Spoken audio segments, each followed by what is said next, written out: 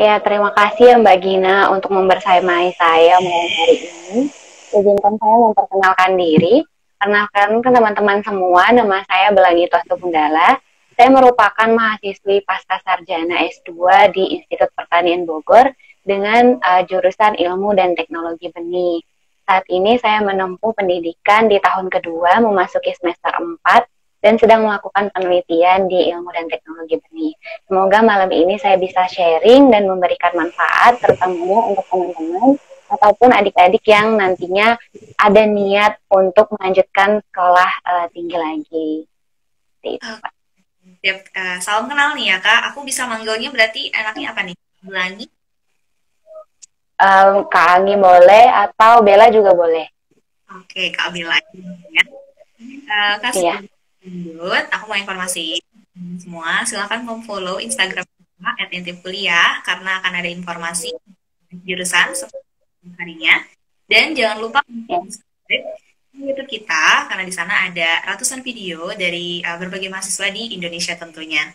Oke, tanpa berlama-lama kita langsung aja nih ya untuk membahas terkait tentang ilmu dan teknologi di Indonesia.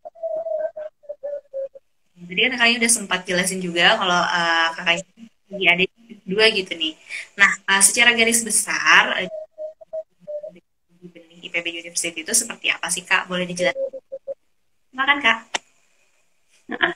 Nah, jadi ilmu dan teknologi benih ini merupakan salah satu jurusan yang ada di Fakultas Pertanian, Institut Pertanian Bogor, di bawah Departemen Agronomi dan Hortikultura.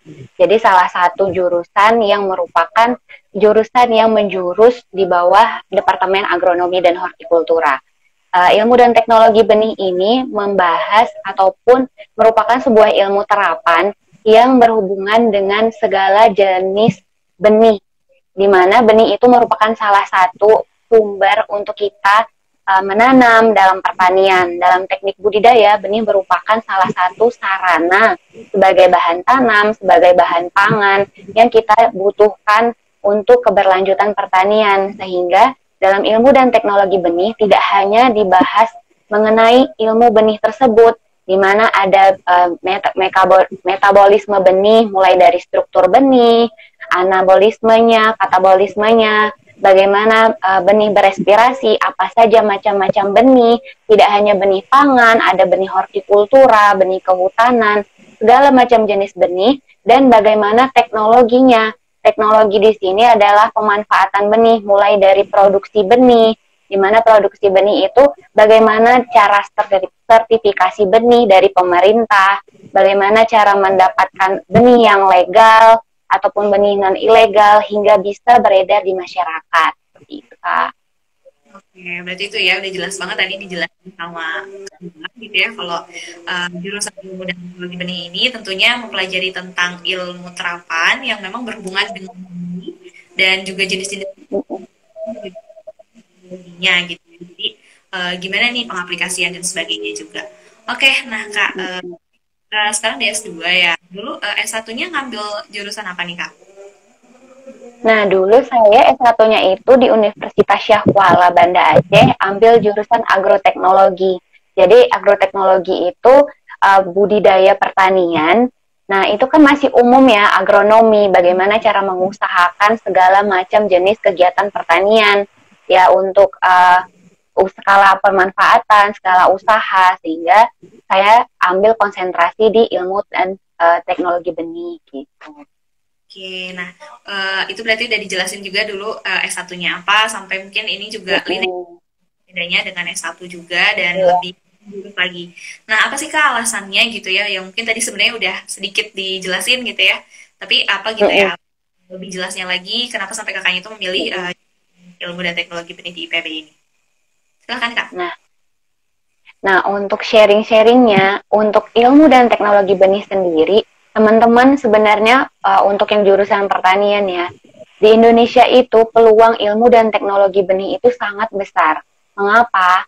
Karena di Institut Pertanian Bogor sendiri itu kekurangan pengajar untuk ilmu dan teknologi benih, terutama dikarenakan COVID, almarhum dan almarhumah terdapat dosen saya yang diakibatkan selama pandemi ini sudah ada yang berpulang seperti itu. Belum lagi di masing-masing universitas tidak ada yang mumpuni untuk sebagai dosen dalam ilmu dan teknologi benih ini. Yang masuk dalam mengajar ilmu dan teknologi benih itu rata-rata masih bergabung dengan orang-orang yang agronomi basicnya. Jadi untuk ilmu dan teknologi benih ini peluang pekerjaannya ataupun peluang dari prospek pekerjaan ke depannya itu masih sangat luas dan masih sangat dibutuhkan. Sehingga itu salah satu alasan mengapa saya memilih ilmu dan teknologi benih seperti itu, Mbak. Oke, berarti itu alasannya karena memang ternyata masih sangat peluangnya sangat besar gitu ya Kak, dan memang sangat dibutuhkan lulusan dari jurusan ilmu dan teknologi ini sendiri, dan itu menjadi alasan kakaknya juga untuk masuk ke jurusan ini. Nah, untuk di jurusan kakak itu ada nggak sih kayak misalnya mata kuliah atau mungkin tugas-tugas yang khas? Boleh mungkin disebutkan? Nah, jadi di ilmu dan teknologi benih itu teman-teman semua nanti akan belajar bagaimana ilmu benih, dasar benih ya maksud saya. Di situ nanti akan mempelajari mulai dari pengenalan macam-macam benih. Dalam istilah pertanian itu ada benih rekalsitran, ortodok, benih kering, misalnya seperti itu, benih rekalsitran, benih yang tidak tahan penyimpanan pada kadar air ataupun suhu rendah, ataupun benih intermediate. Lalu teman-teman akan belajar produksi benih. Di situ teman-teman akan belajar bagaimana cara sertifikasi benih mulai dari awal benih tersebut di dalam penangkar sehingga benih tersebut dapat disebarkan ke petani-petani. Kemudian teman-teman akan belajar dengan analisis mutu benih. Di situ teman-teman akan belajar bagaimana cara untuk pengaplikasian beberapa teknik untuk pengukuran benih seperti kadar air ataupun respirasi benih. Kemudian teman-teman akan belajar tentang fisiologi dan biokimiawi dan banyak hal-hal lain yang nantinya itu akan ada praktikumnya juga seperti itu. Praktikumnya itu ada lab dan ada lapangan. Itu, Mbak. Oke, berarti itu dia ya untuk mata kuliah dan juga mungkin apa sih tugas-tugas gitu ya yang cukup khas gitu ya di jurusan kakaknya. Nah, kalau yang paling berkesan mungkin pengalaman kemarin berkuliah gitu yang sudah dilalui apa nih Kak? Nah, yang paling berkesan itu mungkin di lebih ke praktikumnya ya, Mbak. Soalnya kita belajar teori, terus langsung ke praktikum, praktikum mau di lab ataupun di lapangan. Terutama di lab sih, di situ banyak kayak teknik-teknik yang kita belajar. Sebenarnya gimana sih menentukan kadar air benih untuk label benih seperti itu. Jadi kan kalau kita beli sesuatu barang, biasanya itu kan ada label ya. Misalnya kadar airnya berapa, kayak makanan misalnya kadar lemak berapa, terus ada ini juga apa gramnya berapa. Nah, hal-hal tersebut hal-hal yang sebenarnya sederhana tapi teknik untuk menentukannya itu tidak langsung dapat gitu. Jadi membutuhkan ketelitian seperti itu. Itu sih Mbak yang paling berkesan. Jadi kayak kita juga meningkatkan kapasitas diri juga melalui berbagai macam praktikum seperti itu. Ya, berarti itu dia praktikum yang paling berkesan ya. Jadi tidak mudah gitu ya untuk mengambilnya gitu ya dari kadar air itu sendiri gitu ya. Jadi membutuhkan ketelitian gitu ya. Nah, untuk jurusannya sendiri kan tadi mungkin sudah menjurus, tapi ada nggak sih kayak konsentrasi gitu nggak Kak di jurusannya? Nah, konsentrasinya itu sebenarnya lebih ke ini ya Mbak, waktu kita di S1-nya. Jadi pengenalan ilmu dan teknologi benih ini se-Indonesia belum ada jurusan yang langsung S1 ilmu dan teknologi benih. Dulunya itu ada di Institut Pertanian Bogor, tapi di saat ini dilebur gitu. Maksud saya, dulunya itu ada pernah sempat ilmu teknologi benih kalau nggak salah saya, tapi sekarang udah jadi agronomi lagi gitu. Jadi itu hanya jadi konsentrasi. Jadi untuk kita yang buat mau masuk nih ilmu dan teknologi benih, jurusan-jurusan yang seliniernya itu dia satunya itu misalnya kayak agronomi, agroteknologi, ataupun hal-hal yang berkaitan dengan budidaya pertanian seperti itu. Itu Oke, sih Mbak. oke. Berarti untuk di S2 emang sudah menjurus gitu ya, tapi ini tuh jurusan teknologi benih ini tuh bisa menjadi konsentrasi ketika di S1 gitu ya, khususnya di Iya IPB. benar. Oke. Iya. Nah, terus untuk jalur masuknya itu sendiri ada berapa jalur masuk sih Kak untuk ke jurusan kakaknya dan gimana caranya? Boleh dijelasin Kak? Nah, untuk saya pribadi itu menggunakan jalur reguler ya Mbak. Maksudnya jalur yang biasa digunakan tanpa melalui beasiswa. Jika jalur reguler ini di Institut Pertanian Bogor khusus untuk ilmu dan teknologi benih ini hanya buka di semester genap. Biasanya ada di beberapa mata kuliah itu semester genap dan semester ganjil itu buka, tapi untuk ilmu dan teknologi benih atau ITB itu hanya di semester genapnya saja. Nah, ada beberapa hal yang harus dilengkapi, seperti misalnya kayak data formnya ataupun mendaftar. Untuk TOEFL sendiri di IPB uh, itu hanya sebagai prasyarat ya, karena nanti akan ada placement test lagi waktu kita masuk ke IPB-nya, seperti itu, setelah kita mendaftar. Nah, hal-hal lainnya itu lagi selain dari jalur reguler, teman-teman bisa menempuh jalur dari beasiswa. Beasiswa ini didapatkan dari luar, misalnya dari kementerian, contohnya adalah LPDP, seperti itu. Jadi LPDP, ketika kita mendaftar LPDP, kita bisa membidik Institut Pertanian Bogor dan memilih jurusan ilmu dan teknologi benih. Kemudian jalur lainnya lagi, yang setahu saya untuk masuk ilmu dan teknologi benih itu melalui beasiswa BU atau beasiswa unggulan. Nah, beasiswa unggulan ini ada dua. Nah, yang pertama itu untuk teman-teman yang sudah bekerja ataupun baik itu di instansi terkait seperti LIPI yang berhubungan dengan lembaga-lembaga penelitian ataupun dosen. Jadi biasanya itu ada rekomendasi, nah itu bisa digunakan melalui beasiswa unggulan ini. Nah, yang kedua itu ada beasiswa unggulan tapi khusus ongoing. Jadi ketika masuk di Institut Pertanian Bogor dan sudah mendaftar nih menggunakan jalur reguler, teman-teman bisa apply lagi di beasiswa unggulan itu. Oke, berarti itu ada dua ya Kak, ada yang reguler gitu ya, yang mungkin tidak, dan yang kedua itu ada beasiswa yang tadi juga udah disebutin sama kakaknya, kayak LPDP, terus ada juga gitu ya beasiswa unggulan. Nah, untuk informasi lengkapnya ini bisa diakses di mana sih Kak? Nah, Institut Pertanian Bogor itu gampang banget ya Mbak, kita tinggal buka aja akses di ipb.ac.id. Semuanya insya Allah di web sekolah pasca sarjana IPB itu sudah lengkap banget dengan silabusnya, dengan rules dan juga syarat yang harus dilengkapi. Gitu. Nah, itu berarti ya udah lengkap banget, tinggal dicek aja, diakses di website pasca sarjana IPB-nya gitu ya secara langsung. Nah, boleh dong Kak dikasih juga mungkin tips-tipsnya gitu Kak untuk mahasiswa yang bergabung juga dengan jurusan kakaknya. Untuk tips triknya sendiri, pertama itu ya kalau menurut saya ya, kalau bisa yang nggak harus selinier sih, tapi keinginan yang kuat. Tidak hanya harus untuk ilmu dan teknologi benih, tapi untuk semua mahasiswa pasca sarjana itu harus benar-benar mempunyai tekad yang kuat untuk melanjutkan studinya. Jadi apa yang sudah dimulai ya harus diselesaikan seperti itu. Karena banyak juga nih Mbak yang sudah masuk di pasca sarjana, tapi karena terlalu saintek ataupun terlalu dalam ya konsentrasinya, jadi kadang di tengah-tengah dari perkuliahan itu malah jadi nggak semangat seperti itu sih. Jadi kayak tips triknya itu niat awalnya apa itu dulu sih yang di langsung aja gitu ke eksekusi. Karena kalau misalnya kita udah suka dengan apa yang kita kerjakan, apa yang kita mulai, apa yang kita pilih gitu, kita udah pasti tahu apa sih konsekuensinya gitu. Jadi ya udah menerima aja, insya Allah semuanya juga bakalan berjalan dengan baik. Seperti itu sih Mbak. Keren banget tuh ya tipsnya. Jadi emang dimulai dari niatnya dulu. Jadi bulatkan niat gitu ya, bulatkan tekad dulu gitu. Dan nanti juga kalau sudah udah apa bulat gitu ya, nanti juga bisa terlalui gitu ya dan bisa terselesaikan dengan baik juga pendidikannya.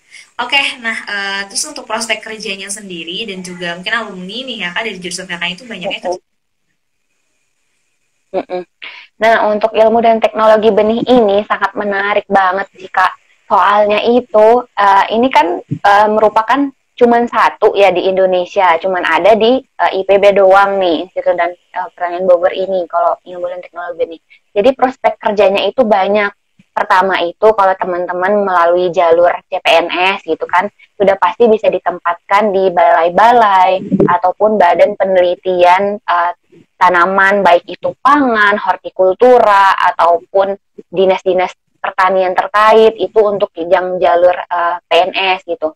Selain itu, teman-teman juga bisa ditempatkan di LIPI, seperti Kebun Raya Bogor, ataupun badan-badan konservasi. Terus, yang non-PNS itu banyak perusahaan-perusahaan yang sangat membutuhkan analis benih. Contohnya adalah PT Benih Citra Asia, BISI TBK, kemudian ada Cap Tanah Merah. Banyak sih Mbak untuk prospek-prospek kerja analis-analis benih seperti itu. Tidak hanya di dalam lembaga yang berhubungan dengan pemerintah, tapi juga dengan swasta, atau kita juga bisa menjadi pengusaha jalur mandiri seperti itu. Jadi mendirikan perusahaan sendiri ataupun berrelasi dengan yang lain, namun nanti bisa mendirikan atas nama sendiri seperti itu. Oke, berarti prospek kerjanya luas juga nih ya Kak, baik itu di instansi pemerintahan gitu ya, perusahaan, dan juga bahkan bisa membuat lapangan kerja sendiri gitu ya, secara mandiri membentuk usaha atau bisnis sendiri ya Kak. Oke, nah Kak, nggak kerasa ternyata udah masuk di pertanyaan terakhir dari aku. Mungkin ini sedikit aja nih Kak, apa sih Kak harapan dan juga rencana Kakak nanti setelah Kakaknya lulus dari jurusan ini? Nah, jadi harapan saya setelah lulus dari jurusan ilmu dan teknologi benih ini, saya inginnya bisa tetap berbagi, entah itu dengan cara saya bekerja di instansi swasta ataupun instansi pemerintahan. Saya tidak memilih, tapi saya jika dikasih kesempatan, saya ingin terus berbagi dengan terus memberikan sharing seputar ilmu dan teknologi benih. Bahwa pertanian itu sebenarnya indah jika kita mencintai gitu. Apalagi di zaman sekarang ya Mbak, banyak sih kadang-kadang jiwa-jiwa anak muda yang makin sekarang ini kan kadang ada ya yang gengsi gitu kan. Sebenarnya kita nggak perlu gengsi gitu. Bahkan jika kita mendalami pertanian, saya rasa mungkin kalau semuanya sepakat, Indonesia itu mungkin akan lebih mudah sih dalam hal pangan. Tidak ada lagi impor, tidak ada lagi ekspor, terutama benih ya Mbak, hal kecil yang bisa bermakna gitu. Dari satu butir benih bisa memberikan makan untuk orang banyak. Sebenarnya hal-hal tersebut sih yang menurut saya berseni seperti itu. Itu sih harapannya, mudah-mudahan generasi Indonesia semakin lama semakin sadar akan cinta pertanian dan tidak malu seperti itu. Tidak menutup diri untuk Indonesia yang lebih milenial seperti itu. Kita bercontoh ke negara Jepang, Thailand yang benar-benar akses pertaniannya kan bagus, seperti pertanian di peternakannya yang di Australia seperti itu. Itu sih Mbak. Oke, keren banget nih ya untuk harapan dan juga rencana ke depannya. Semoga bisa terus menebarkan kebermanfaatan ya untuk orang-orang sekitar, terutama juga untuk di budidaya atau di benih itu sendiri gitu ya. Nah, karena pertanyaan dari aku udah habis, tapi ternyata ini ada yang masuk pertanyaan. Aku bacain aja nih ya Kak, pertanyaan yang masuknya. Ini dari akunnya Pianto_Ramadan.